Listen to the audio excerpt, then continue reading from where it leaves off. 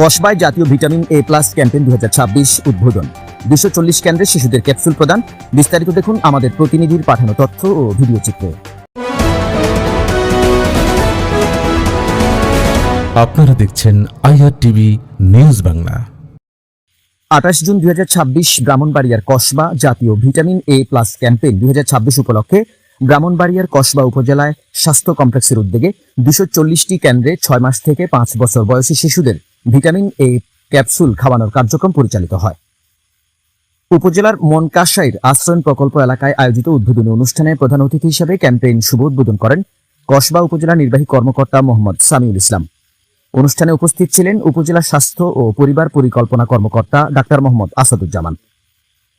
অনুষ্ঠানে বক্তারা বলেন, শিশুদের সুস্থ শারীরিক ও মানসিক বিকাশ, রোগ প্রতিরোধ ক্ষমতা বৃদ্ধি এবং রাতকানা ও অন্ধত্ব সহ ভিটামিন এ এর অভাবজনিত বিভিন্ন জটিলতা প্রতিরোধে জাতীয় ভিটামিন এ প্লাস ক্যাম্পেইন গুরুত্বপূর্ণ ভূমিকা পালন করে।